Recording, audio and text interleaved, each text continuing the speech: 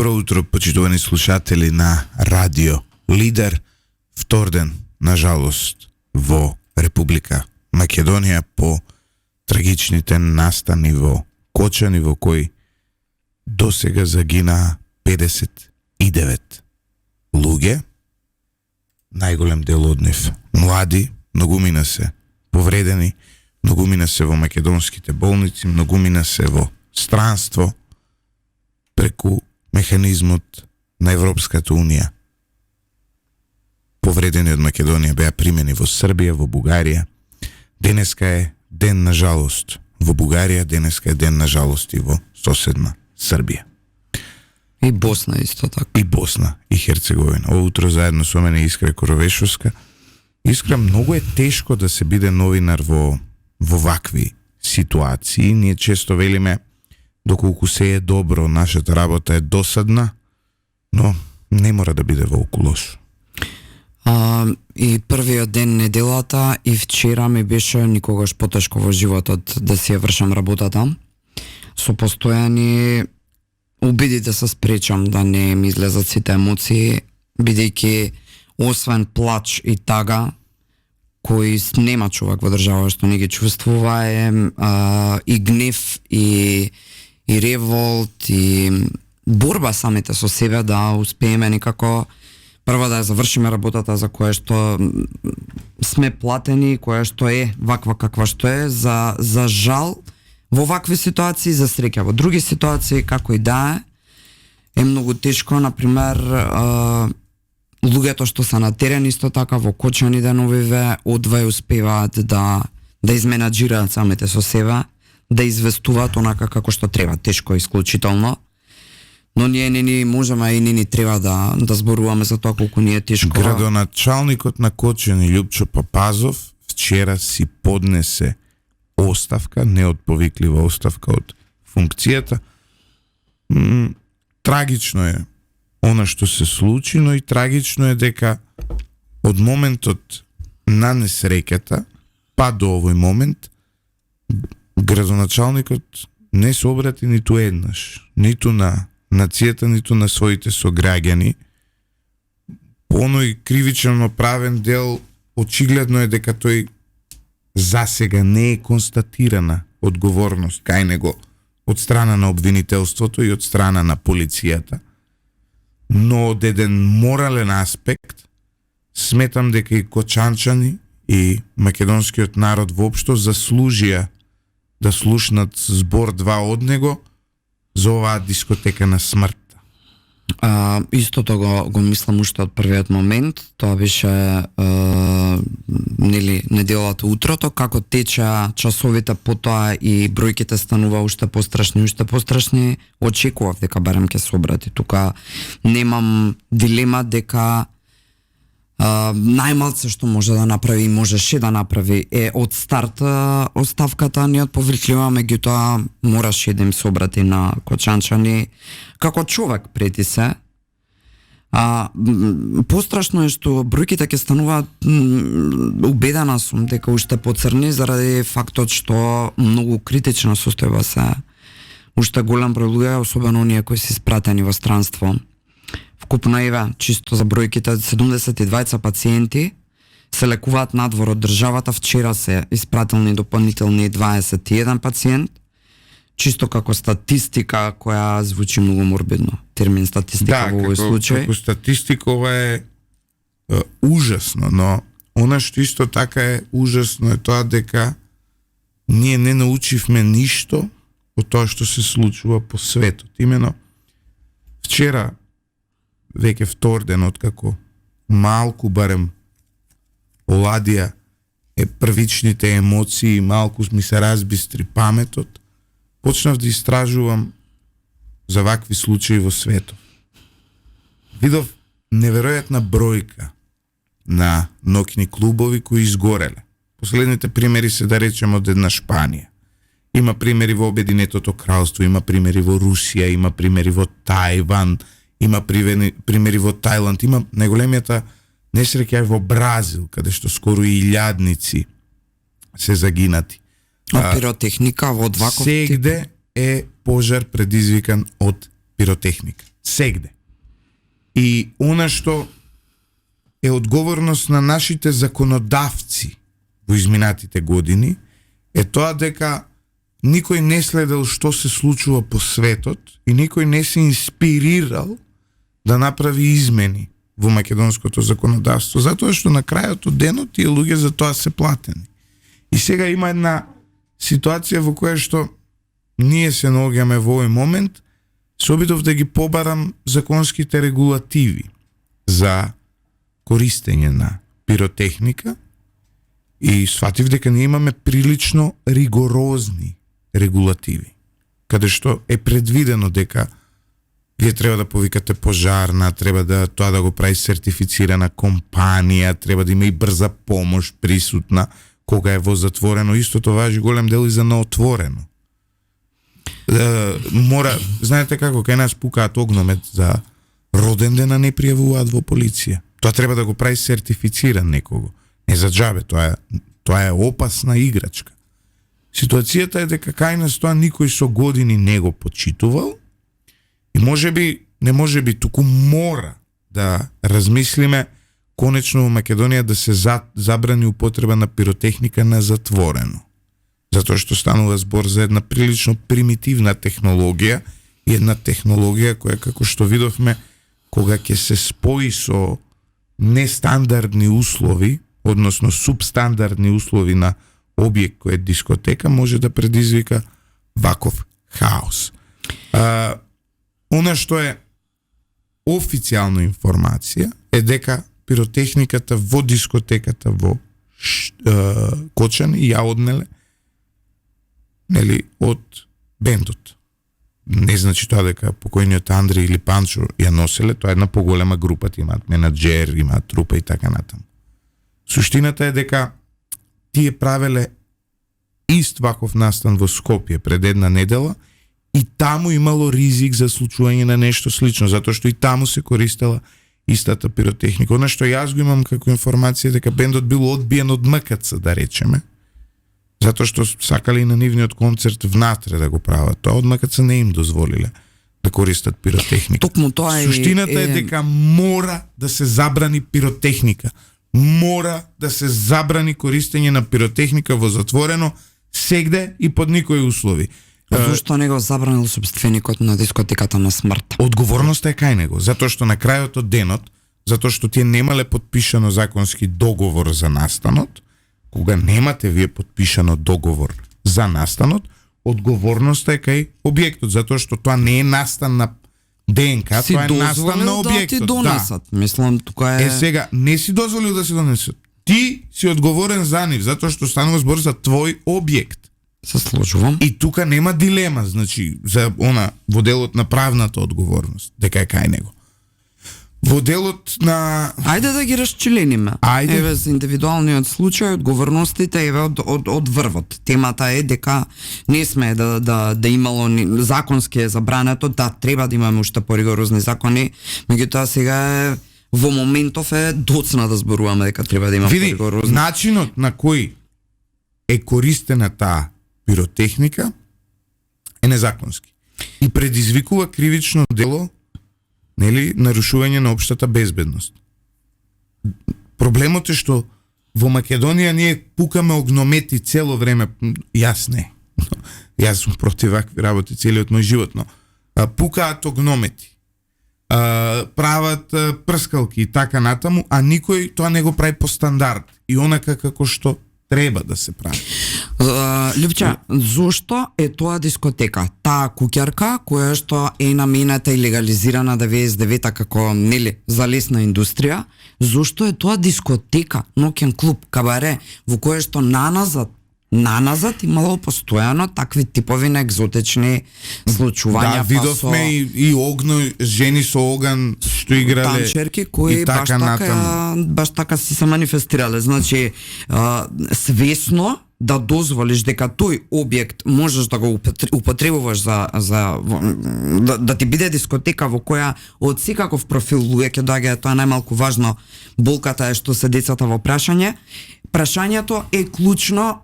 Кој се му дозволил да го користи? Може да почнеме со одговорноста. Така е. Имаме 20 лица во притвор во овој момент.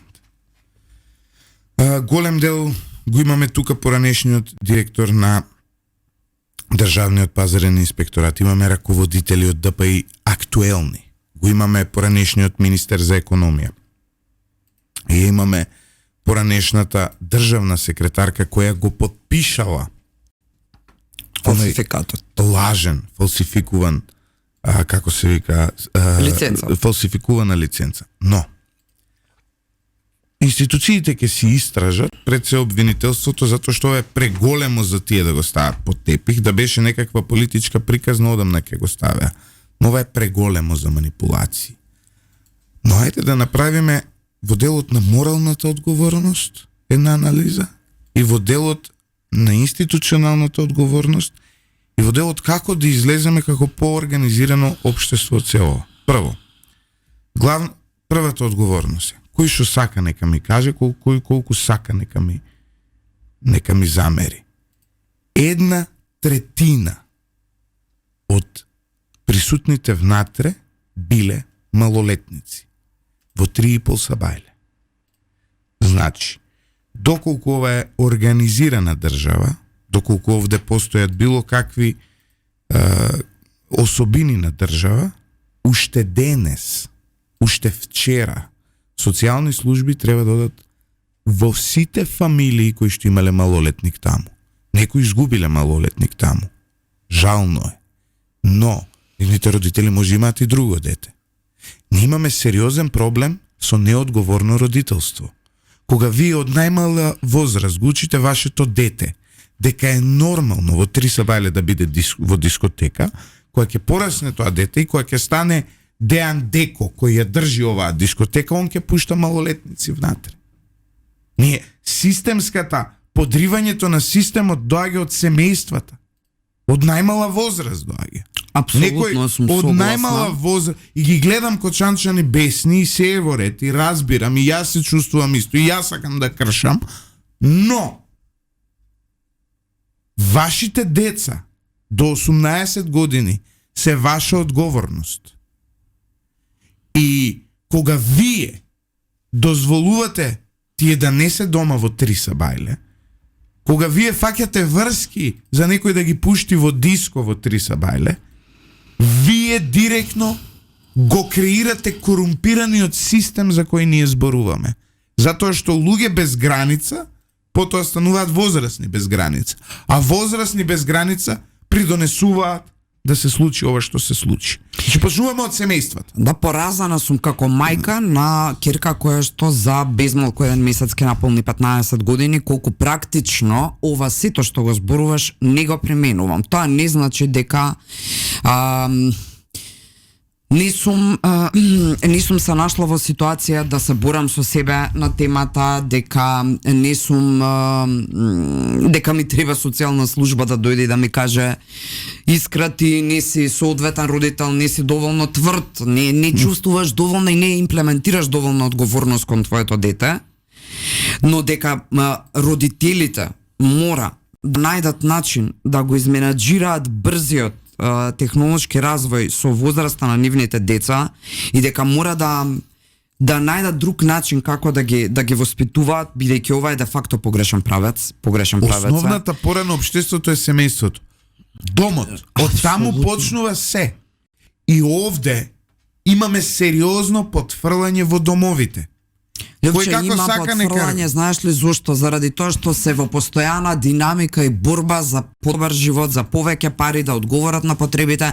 Знаеш како, ако ти немаш доволно средства, ај се малце подалеку излегов, да му дадеш и да му приуштиш на твоето дете се што има потреба во дадената година на развој, нели, пубертет 15-16, тогаш ризикот е дека ќе подлегне или ќе тргне во погрешни правци да си го обезбеди тоа. Не знам, сака телефон малку по-ексклузивен, сака подобри патики. Ниту јас, ниту ти не сме. Ти ако 2-3 работни места не држиш честно да си ги заработиш за да му го обезбедиш тоа, тогаш мораш да имаш друг начин како ќе го контролираш да не побегне во погрешен правец. Ниту ти не сме од лордовски фамилии, но јас знам што ќе ми се случеше мене и ми се случило доколку дома се вратам од 12:05 како малолетник. Во 11:30 ако се вратам дома имав проблем.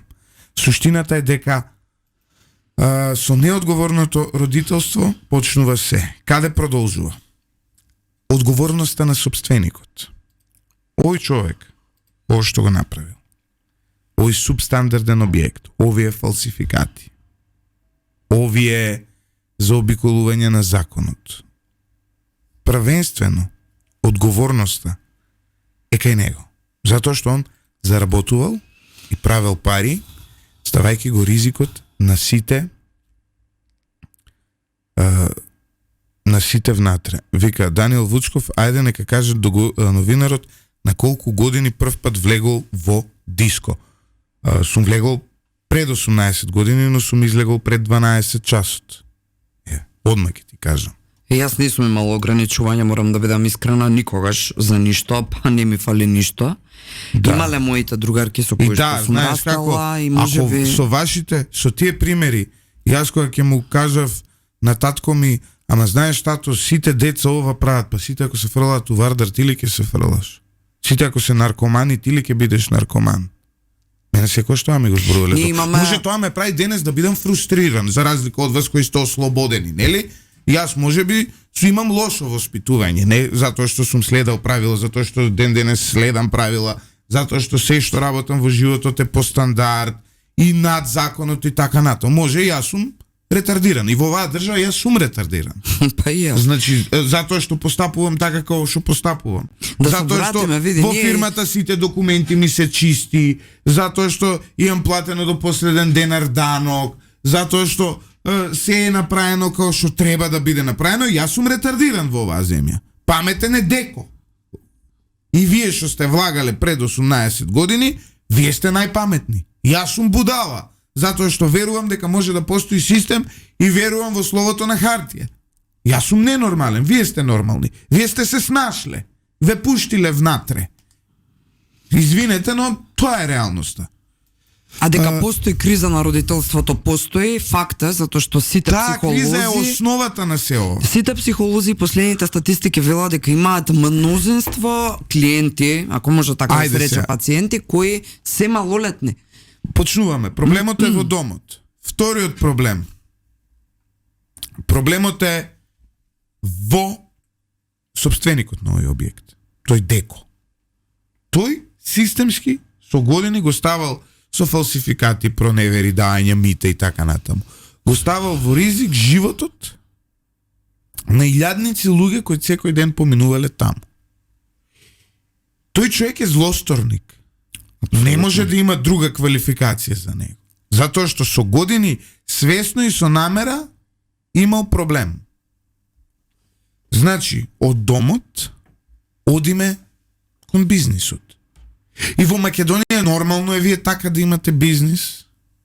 Имаше еден човек интервју кој го обезбедувал тој објект со години, вика па син му го носеше таму. И гледате ли мерија свеста и умот. И као малолетник. И што очекувате? И сега знаете како кој ќе речете ема он таков е ова. Луѓе, сите дискотеки во државата се исти. Дискотеките во Македонија се извор на пороци, неморал и проституција. Извинете. Такви се. И вие кога одите во дискотека, одите во храмот на неморалот, одите во храмот на пороците и одите во храмот на проституцијата. Никој не проверува колку се возрастни. Не одите во храмот на науката, не одите во храмот на знаењето. Извинете. Сегде на запад постои култура на клабинг, нели? И постои култура која е контра тоа. Кој вика, не сакам да одам. Јас најголем дел од мојот возрастен живот не сум одел по дискотеки. Не се сеќам последен пат. Види сега, не можеш така да ги поставиш правците. Значи, кога си одел, не си трчал на шанк да бараш дрога и не мислам, разбираш, не е тоа како? Секаде во светот е клубовите се место каде што можеш, некада не толку транспарентно, за жал кај нас многу транспарентно. Значи, секаде во светот, ноќните клубови се храмови на неморалот, храмови на пороците, храмови на проституцијата. Секаде во светот.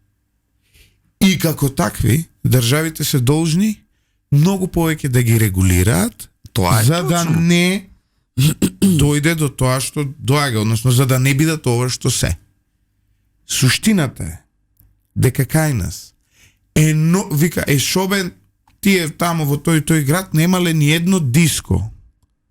Во центар на, знаете како? Во центар на град не смее да има диско. И нигде во свет, нигде. Идете у Берлин, кај му у Берлин, у центар на Берлин диско. Кај нас измисли ова кабаре, некакво. Кабаре било тоа. Што е тоа кабаре? За да можат дискотеките да ги стават у центар, затоа што и кај нас за ноќни клубови законот е ригорозен. За да може интермецо да ги малтретира оние у Капиштец, со дозвола за кафич, он прави дискотека. Ја носи Тања Савич пее тамо. Но да се разбереме, проблемот од прво е семејството, второ е во бизнисот, во конкретниот случај бизнисменот, кој не е бизнисмен, он е криминалец. Затоа што правејќи криминални потези, тој прави бизнис. Тоа се две основни впори на општеството, фамилијата и бизнисот. Третиот проблем, сега одиме кон третиот проблем, се институциите, кои треба да го регулираат првото и треба да го регулираат второто. Апсолутно. Значи, семејство, бизнис, институции. Градацијата е ова. Индивидуална одговорност, па потоа доаѓа колективната одговорност. Зошто го тврдам ова? Институциите потврлиле од прв момент. Уште која издале у магазин да има кабаре у 2012 година. И сите од тогаш до ден денес, сите од тогаш до ден денес кои не преземале, дали станува збор за полиција, дали станува збор за државен пазарен инспекторат, санитарен инспекторат, оваков инспекторат, онаков инспекторат, се одговорни и сите треба да бидат, и како што гледаме досега, голем дел од нив се дел од кривичен прогон. Но сега има тука едно друго прашање. Да, може како се случи трагедија. Има сега тука едно друго прашање. Колку од вас го пријавија овој случај? Дека таму е субстандардно. Колку од вас влегоа внатре и потоа реагираа? Лепче да пријавила, дали мислиш дека некој ќе реагирал своевремено? Своевремено веруваш дека некој ќе дошол и ќе го затворил? До пред 7 месеци јас живеев во близина на Еквилибриум. Со име ги кажувам кафаните во Скопје. Која ечеа у 1,5 сабајле грчки забави која праја, постојано зборував, пријавував у полиција. Имаат блокирано со паркинзи одговорни граѓани, што утре ќе протестираат и утре истите ќе бидат морални и ќе излезат на протест. Од двете страни паркирани возила, не дај Боже на некој да му се случи нешто, не може да дое амбуланта поради нивното паркирање, поради журката на сред урбана средина со 50 згради одоколу. Ја кога пријавив у полиција, мене у полиција ми се смеја. Знаеш. Сега, тие што знаеа, нели, дека пријавам си, ти вика, ајде бе, ти сега, па што, па ти нели си се журкал, истото прашање, ти не си влегол као малолетник у диско, кога прв пат влезе у диско? Онака, релативизација, од ваква релативизација децата ви горат на крај. Од ваква релативизација. Затоа што за вас е тоа релативно.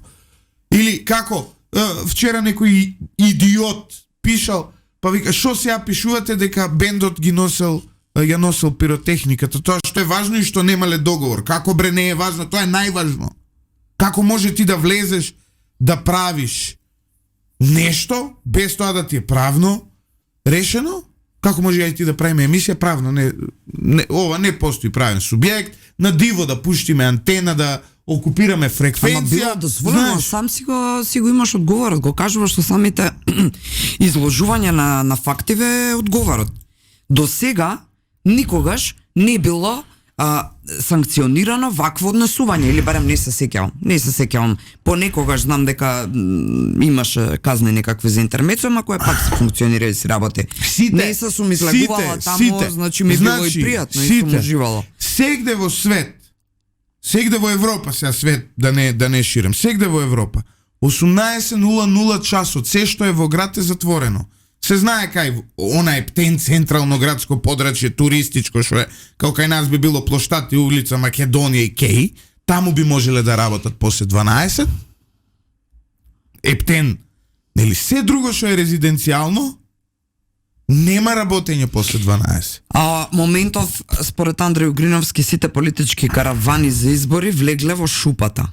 Апсолутно, најверојатно. Имено, значи во тоа е целата поента.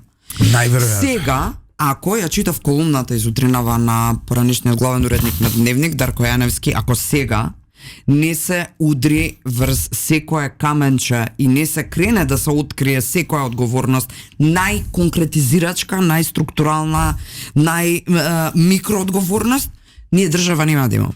Апсолутно. Апсолутно. Секој ден и минимално вклучен во процесот. Апсолутно, значи никој тука не зборува. Луѓе, престанете и ја гледам таа тенденција. Тоа е една ужасна тенденција. Затоа што сме генерално многу, сега да не го искористам зборот што го мислам, многу недоволно образована нација. Ќе го искористам. Аба, тоа е вистина, бе. Еуфемизмот. Нас сега не води гневот. И сега вика, што ќе правиме ние? Ќе правиме протести. Телата не се изладеја. Луѓето онде се борат за живот по странство. Огромна благодарност и до Србија, до Бугарија, до Турција, до Австрија, до Хрватска, до сегде Грција, Бугарија, Грција, да. До сите. И луѓето не се уште се борат за живот, а некој овде ќе протестира и некој друг ќе му биде крив. Знаеш како? Тоа е суштината. Некој друг ќе му биде крив затоа што тој придонел во сите овие години за системот да биде ваков. Поентата на протестот е точно ова, да избегаме од индивидуалната одговорност која секој од нас се ја носи како родител, како единка во ова општество. Не може, а да не признаеме тоа, може сега до утре тука да атакуваат дека ние сме, не знам, да, никој не прави на протест, власта, има собер собир за да се сподели тагата. Тоа е во ред. И јас ќе присуствувам на таков собир. Но не сакам да видам улична правда. Знаете? Не сакам да видам улична правда. Липче, ние имавме, ја преживеавме една сериозна шарена револуција која видовме што ни донесе. Во овој момент сега ние имавме избори на кои убедливо мнозинство доби и доверба оваа власт за да ја управи државата. И доколку не го среди ова, тоа ќе биде крајот на оваа. Ама не, овие луѓе кои иницираат и кои се жестоко поборници за да има протести вечерва, секој ден и така натаму, зошто и да доверба тогаш на оваа власт да се справува со работите? Дај бе, чекајте да видиме. Нека сработат ова кое што ветуваат дека го прават и го гледаме секој ден, нека сработат. Ако не сработат, тогаш може да ги казниме. И не само тоа. Вчера го слушав свештеникот кој ги смируваше луѓето во Кочани. Вели, се знаеме, вика, кои сме ние од Кочани. Овде има и луѓе дојдени, вика, од страна за да прават, вика, ескалација на овие настани. И знаеш како? Кога ќе видиш структурата на медиуми кои хушкаа таму. Тоа беше хушкање класично. Мислам, ја ги разбирам кочанчани, не да ги разбирам, затоа тоа што го направија е изблив на револт, објективен, потребен, секој што го има, и јас го имам од овде, и мене ми доаѓа да го правам истото. Но суштината е дека не можете така да ги решите проблемите. Што ќе ги вратиме животите со тоа што на деко дуќанот ќе му. Ама што не ни беше нас јасно од ова сето што за жал е голема трагедија сега? Што не ни беше јасно? Дека не функционира системот, не ни беше јасно? Дека сме максимално корумпирани во секоја една пора, најмикропора? Не ни беше јасно? Се ни е јасно. Апсолутно се ни беше јасно. Вчера нередите во Кочани ги направија 5-6 души со качулки. Не сакам да навлегувам. Да, немаме докази, тие луѓе таму имаат објективна причина да бидат гневни. Но со ова што го прават, со она што го направија, не придонесуваат ништо за носење на правдата. Зошто? Затоа што ако имаме систем, ако имаме држава, и тие што го искршија дуќанот сега треба да одговарат. Да, така е. Знаеш, извинете, законите се такви. Вие сте повредени, вие имате болка, дано и вие поправите. А протестираме сега против дека нема систем, така? А ако има систем и вие треба да одговарате. Да, и сега тука доаѓаме до она што и сега тука имаш една, знаеш она. Ама заради притисокот од јавноста работите вака не се прават или онака не се прават, бе кому треба да му биде гајле за притисокот од јавноста, ако твојата единствена примарна цел како функционер да ја управиш државата. Апсолутно. Ме не ми е гајле за притисокот од јавноста. Макар и утре изгубил власта. Тоа е исто една клучна алка во целата приказна. Тебе не треба да ти е за пиерот гајле во овој момент. Никако не треба да ти е да се секираш за пиерот твој. Ти треба да сработиш.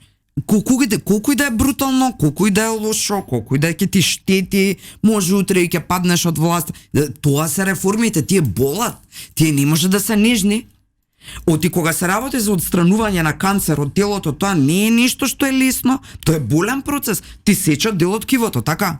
Тоа се и реформите. Ако ние воопшто знаеме што значат реформите. Оти само си ги збориме како една фина розова позитивна терминологија, а не ги имплементираме. Тоа се болни работи кои мора да ги правиш, да сечеш бе човече во корен. И знаете како? Главната одговорност за оваа актуелна власт доаѓа во моментот доколку не го реши овој проблем. Доколку оваа власт не го реши овој проблем, има сериозен проблем. Сега сите споредуваат со Србија, со ние протестите нели во Србија на студентите и така. Ама и невозможно е да не споредуваш. Има една круцијална разлика. Во Србија немаше одговорност за настрешницата. Не беше идентификувана со име и презиме. И токму затоа луѓето велат таму имало тендер, имало манипулација, имало ова, имало она и ние се протестираме. Тука имаш со име и презиме, кој дал, како дал, кој што направил. Овде имаш огромна разлика. Значи, случајот на Стрешница во Србија. Ако сакате случајот модуларна болница. Види сега тоа ќе го имаш огромна разлика. Зошто? Затоа што овде имаш луѓе со име и презиме. Некој ќе рече Крешник Бектеши. Јас стварно мислам дека може Крешник Бектеши не е вмешан во се ова. Не мора да одговара. И од најниско до највисоко, секој, без разлика на партија, без разлика на доколку е вмешан, да, но тој фалсификат може направен без негово знаење, ќе видиме. Без разлика, Љупче не смеело без негово знаење. Ќе има одговорност. Но треба објективно да се согледаат сите работи и треба да престанеме со моментот на улична правда. Фатени се сите оние кои досега се фатени, сите оние кои некако учествувале. Газди на локал и така натаму.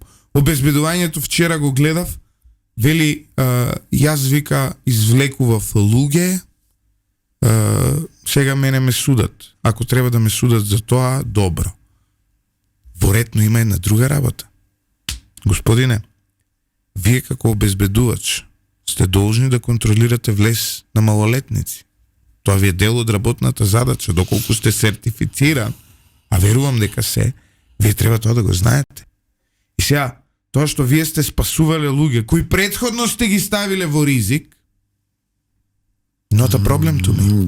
Да. Знаете, не ми е мене тоа. Ако не почнеме вака да делуваме, размислуваме, никогаш нема да извинете, биде.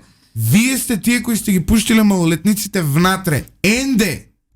Тоа што после сте ги ваделе, или тоа што тимот на ДНК кој ја внел пиротехниката, после ги спасува луѓето и херојски е поради тоа се. Дано, проблемот е првенствено во вас. Како да ви објаснам? Тоа што ви е нормално прскалки да ставате во затворено, нормално ви е да палите оган во затворено, пошто таа бе знаеш сите така прати. Ти кога си бил последен пат у диско? Ти не си бил у диско као малолетник, па ти не си правил тоа, е добро де? Ако сите се дрогирале некош, дај сите наркомани да бидеме, тоа да биде нормално. Истовремено сум многу умарна од коментари од типов на МБ Компас, така стои тука на Facebook стримот. Стари музичари не се прави нов оркестар. Ајде влезете во политика, па бидете нов музичар. Мене вчера мислам, изборите поминаа, убедливо мнозинство доби актуелната власт. Што не направите револуција, не ги бирајте. Еве, јас вчера имав со колешката од Ирала, имав една дебата. Ја вчера пишав сега ќе кажам. Имаше Венко Филипче прес, велам, честитки за Венко Филипче. Денеска имаше одлична пресконференција на која повика на сплотеност, единство и истакна дека не е време за политички пресметки и собирање на поени. Во исто време повика да одговараат сите кои се вмешани во случајот, независно дали доаѓаат од неговата партија или од власт. Не може да не му се ова се поздрави зборови пораката, на така Венко е. Филипче. Така. Ја има, јас велам, мојата поддршка да го ослободи СДСМ од длабоката држава која во изминатите часови се обидува политички да го злоупотреби немилиот настан. И ја има мојата поддршка да се ослободи од сите кои ја злоупотребуваат афилиацијата со СДСМ за да шират лаги во јавност. Ги гледаме, не сакам ни да ги изборам. Имам санитарен кордон. Во изградбата на силни институции во кои граѓаните ќе веруваат, неопходно е учество на опозицијата, велам. Се надевам дека оваа несреќа ќе не обедини сите во борбата против криминалот и корупцијата. И сега имаш коментари од колеги, од граѓани и така натаму. Филипче е помеѓу последните што треба да отвара некакви институции, велам. Исто како во едно семејство, исто како во една фирма, така и во една држава. Работиш со тоа што го имаш. Дали нас ни се допаѓале или не, дали ни се допаѓало тоа што го правеле или не. Ова се луѓето со кои преку народната волја на избори ја представуваат власта и опозицијата. Така што засега немаме други и мораме како општество институциите да ги изградиме со овие кои ги имаме. Ние тоа го имаме во моментот, ги имаме. Христијан Мицковски, Панче Тошковски, Александар Николовски, Гордана Димитриевска, Клочовска, тоа е владата. Види, тоа се луѓе кои ги избравме. Не, тоа е владата. Така. Опозицијата тие се. Филипче, Ана Чупеска, Фани Карамфилова, Андреј Петров, не знам кои доста коментари вчера точно од поранешни поактивни членови на СДСМ удираат против него и јас го разбирам револтот, ама зошто тогаш ја оставивте партијата да стигне до тука? Зошто ја оставаат партијата да стигне до тука? И ова се луѓето со кои ние можеме да изградиме било какви институции. Ако не верувате, тогаш сите треба да се иселиме. Вика, пошто господја Искра ме прозива, вели, ја прашувам дали мисли дека премиерот и неговата политичка елита, кога биле на предизборна забава во клубот, не виделе и не приметиле дека е со субстандарди или тогаш било во ред, пошто добиле гратис пијачка и бесплатна пејачка. Зошто не пријавиле идните премиери, министри, директори, инспектори? Знаете, да му држи коментарот апсолутно. Поздрав дозволе ми само да му се обратам, пошто мене ме прозива. Почитуван Андреј. Ајде тогаш во Либерленд да се живееме, ако може би не сте слушнале, изгуглајте го на Википедија и ќе ви излезе кој е Либерленд. Значи таму власта не се бира на начин на кој што ние ја бираме. Не е власт од народот, од граѓаните, затоа е името таква, нели? Либерленд, земја на слободата. Отворете или па преселете се таму. Не знам како да ви објаснам. Се обидуваме да на избори донесеме промени како држава. Само што ова Златевчек. Сме ги направиле промените. Зошто? Бидејќи сакаме да веруваме дека мора да не биде. Овој пат мора да не биде. И сме оставиле простор да покажат дали може да не биде или не.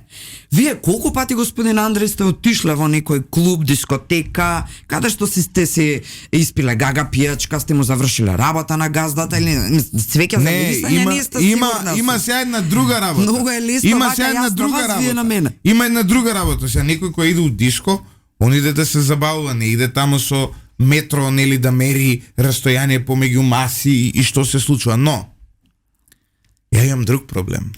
А тој проблем е воопшто одење во диско. Значи, да се разбереме, не е проблемот дали некој бил, што видел, тоа што не видел дека е субстандардно и така натаму. Проблемот е што кај нас во пости, великденски пости се во државата, 98% големи православни христијани кои еден збор кој Љупчо ќе каже против МПЦ го прогласувате за еретик.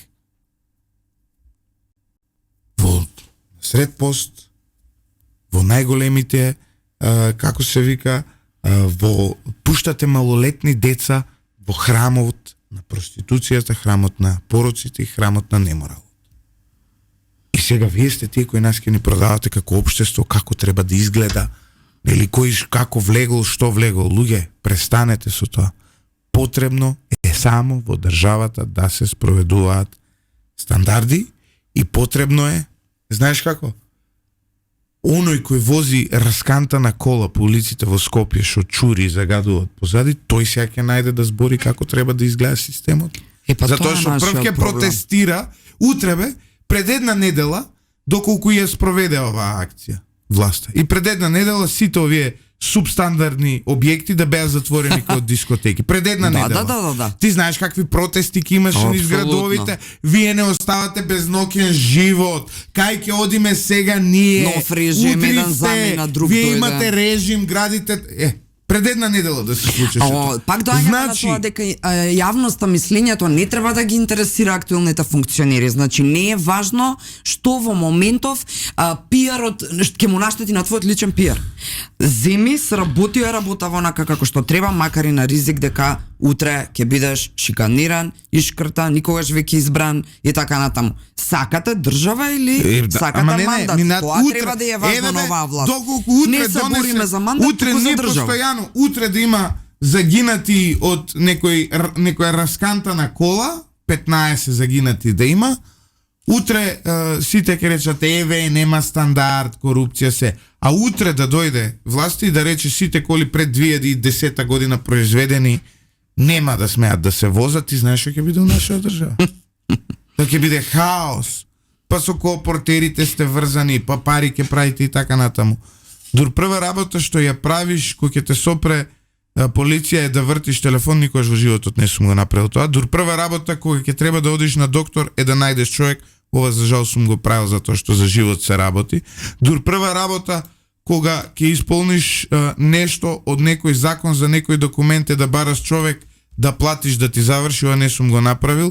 Дур прва работа е да вртиш на директорката да ти го примат детето во градинка или школа, токму поради тоа приватна ми оди детето во градинка. Дур прва работа на избори е да звониш на луѓе за да гласаат за роднината, пријателот, не ми се десило тоа, нема да не биде.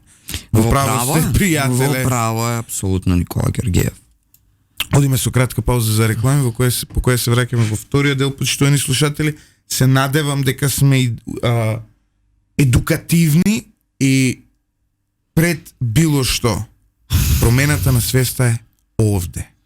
Ако не се смените овде, не може вие да останете исти овде, а системот да се промени. Апсолутно. Тука треба вие да отидете ментално над системот, па потоа системот ќе се промени. Се додека не отидете ментално над системот ќе остане ист, независно дали бил ВМРО, СДС, Левица, ДУИ, ДПА или било кој. Одиме со кратка пауза за реклами. Да ви се извинам што кажав пауза за реклами, немам реклами ден, на жалост, но махинално, нели, паузата која ја имаме со Искра да здивневе малку од емисијата, ја нареков пауза за реклами ден, на жалост, има само сериозна музика на радио и нема реклами. Ај, молим те, бе, од толку паметни, ова е Семеран Марина Адемови, пишува, бе, од толку паметни како вас, затоа Македонија тупка 35 години во место и со прст не е помрдната држава и од СДС и од ВМРО кој како што дојде на власт само знаа да крадат и преголема, да не навлегувам во читање на целиот коментар, јас на вие поентата. Прво, Марина, ако сте тоа вие или Семеран, не знам кој е точното име, немате ни интерпункција во поракава, немате ни писмено напишано што сакате да кажете, а вие нели сте дел од сите нас тука, овие 35 години, што правевте вие? Знаете како, ако не ви се допаѓа начинот на кој што дискутираме, не мора да не слушате, нели на крајот од краиштата, едноставно променете, не го слушате радиово и тоа е тоа.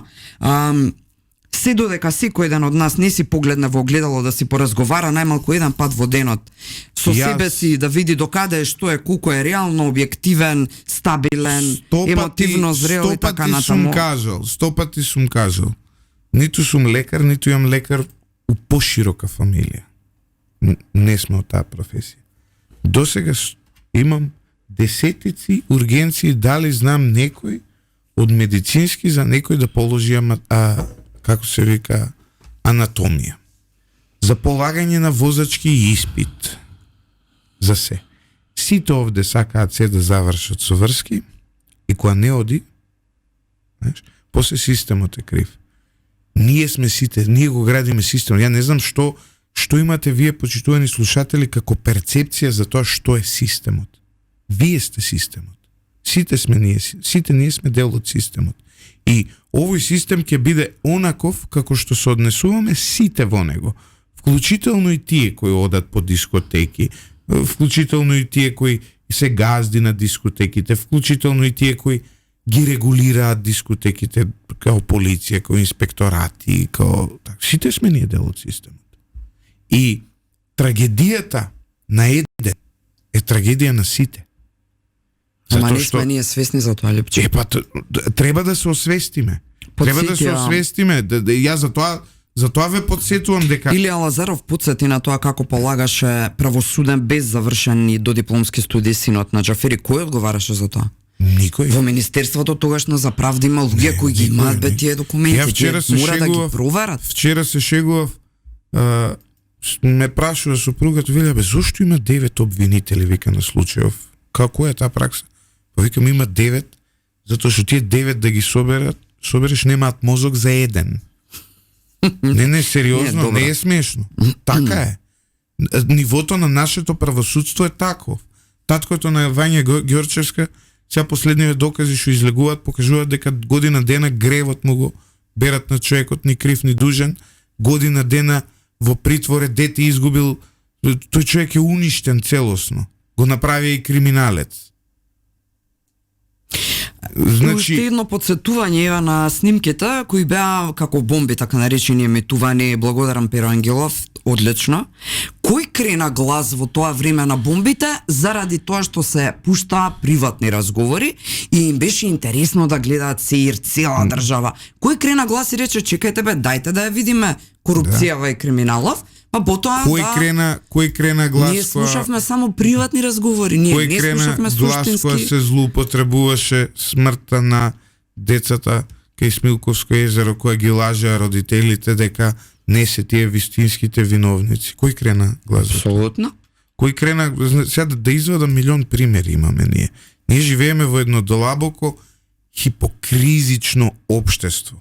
Видимо, Модуларната болница од друга страна е државна институција која не обезбедила стандарди тогаш, па за неколку секунди луѓето живе изгореа, пациентите внатре. Овде станува збор за разлика од тоа за приватен објект, каде што виновникот е јасен, виновникот е изнесен веќе пред лицето на правната, односно за овој момент пред истражен судија. Виновниците и треба да бидат изнесени сите, и ја охрабрувам актуелната власт, го охрабрувам и обвинителството со кое очигледно сум во конфликт, чим ги наречеков дека 9 имаат мозок како еден, но извинете, тоа е моето мислење, еве побите ме сега, имате можност, доколку во овој момент не расчистат и со оние актуелни функционери кои се виновни за ова. Затоа што не може да кажеме дека не постои одговорност. И веќе се опфатени дел подрачни единици и така натаму, кои раководители на сектори кои премолчувале, но треба тоа да оди најдлабоко што може да оди. Над секоја партија, над секоја политичка опција, над секој човек. Суштината е дека во овој момент ние имаме еден напад врз државата со лажни вести, со лажни информации. Па се сеќаваш Искра која пишуваа дека полицијата ги затворила вратите. Тотално лага излезе на крај. Абсолютно. Дека поради полицијата останале заглавени внатре. Тоа беше една информација која беше шокантна. Па понатаму се вадеа лажни вести за наводна вмешаност на ово или на оној.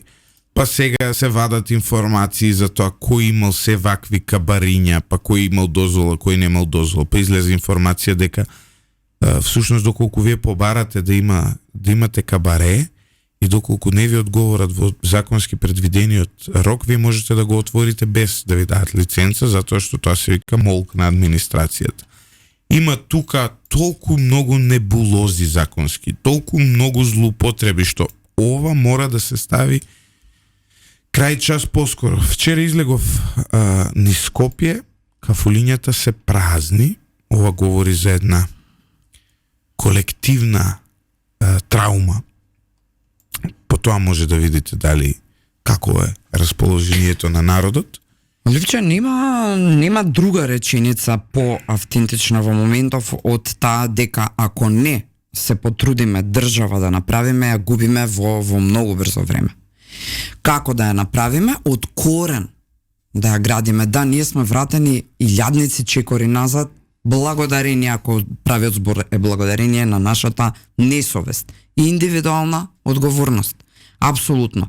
Потоа, на база на тоа системска, се она што до сега го зборуваме, неказнивоста, која не смее веќе да биде никако и на најмикро ниво присутна. Не може да има неказнивост. За се треба да се одговара.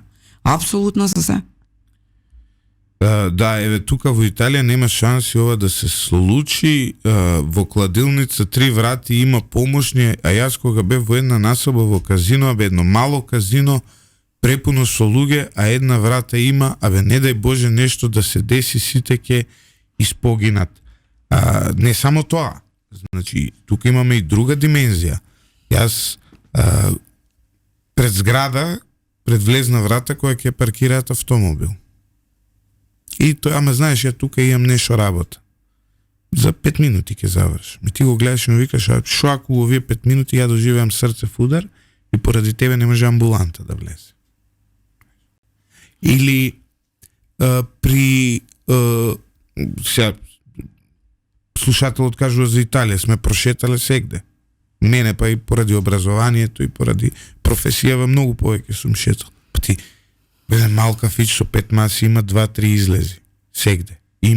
Сегде има план за евакуација, emergency exit.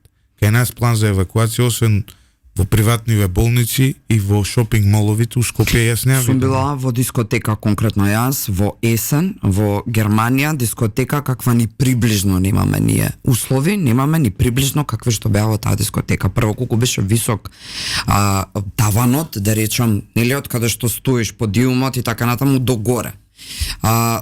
Контролирана употреба, односно пушење цигари, ниту еден од нас кој оди дома не е умирисан на цигари.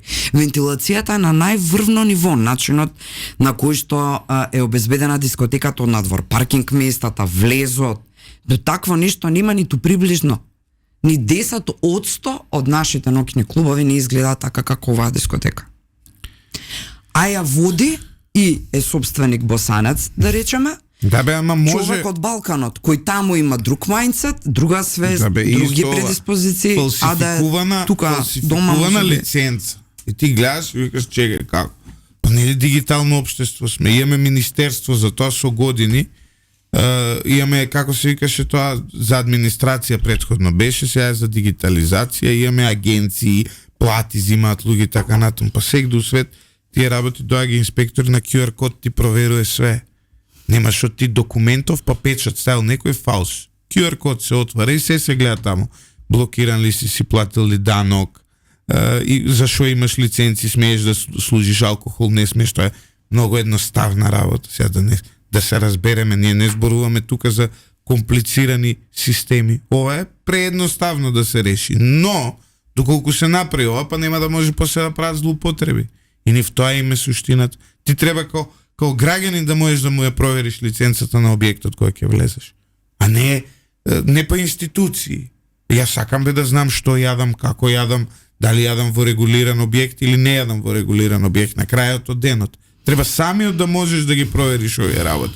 Но, знаеш како, кај нас се тоа доаѓа адхок и доколку некој го воведе, сите викаат, бе, тоа не може, бе, знаеш сега.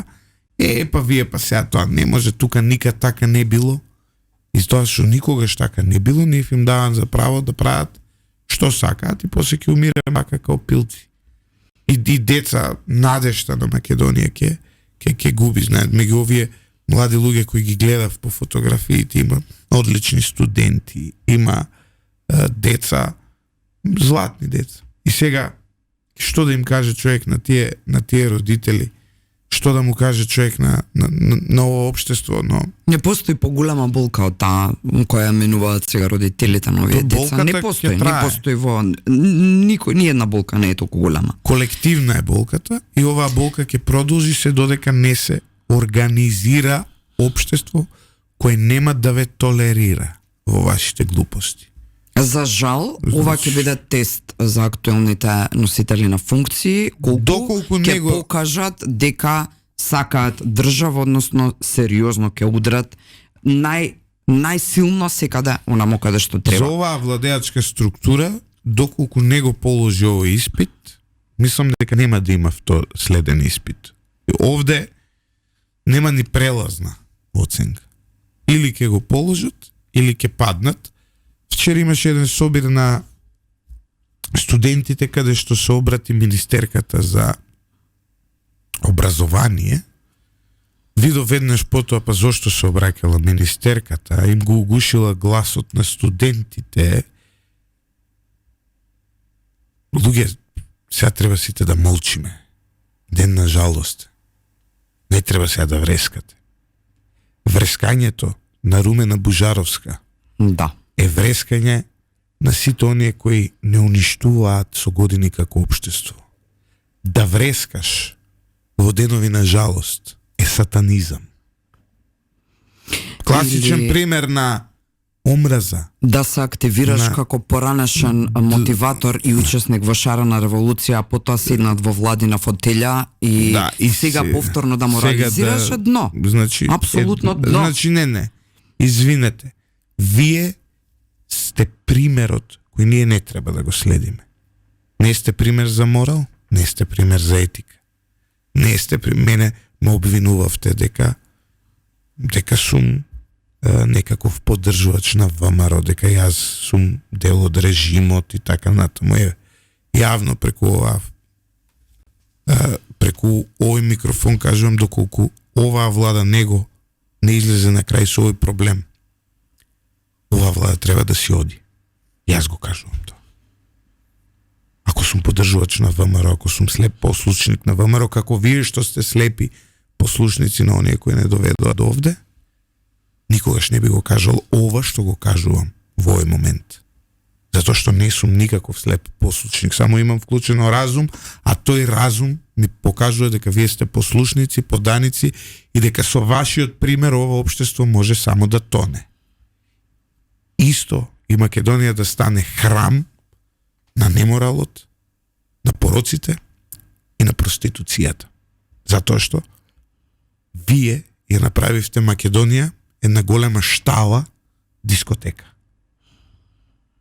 Државата ни е штала благодарение на вас и на вредностите кои вие ги ширите овде. Дајте ни шанса како општество да прошириме по различни вредности.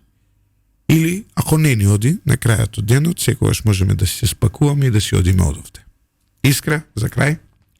Сочувство искрено до родителите и до сите семејства кои изгубија своји блиски деца пред се. Се надавам дека ќе издржиме, искрено се надавам дека ќе издржиме како нација и дека ќе си покажеме и докажеме дека можеме да направиме од корен држава онака како што треба да изгледа, затоа што многу лесно тоа се завршува и се прави особено за територија како нашата Волкумала.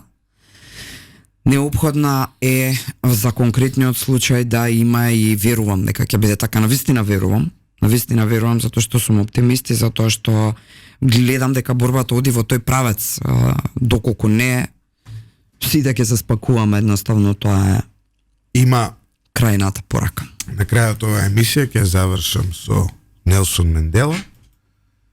Бидете промената која сакате да ја видите. Ако не сте вие промената која сакате да ја видите, никогаш промената нема да се случи. Системот не е никаква абстрактна појава. Системот сме сите ние кои сме дел од него. Доколку вие од вас не тргнете И доколку вие самите не ги увидите вашите грешки, системот никогаш нема да го смениме. Системот треба да биде форма на репресија кон нашиот обид да се снајдеме надвор од него. Системот не е апстрактна именка. И системот не е овде да ви служи вас. Системот е овде за вие да му служите нему. А без систем ќе бидеме сите една штала дискотека. Лесно запалива.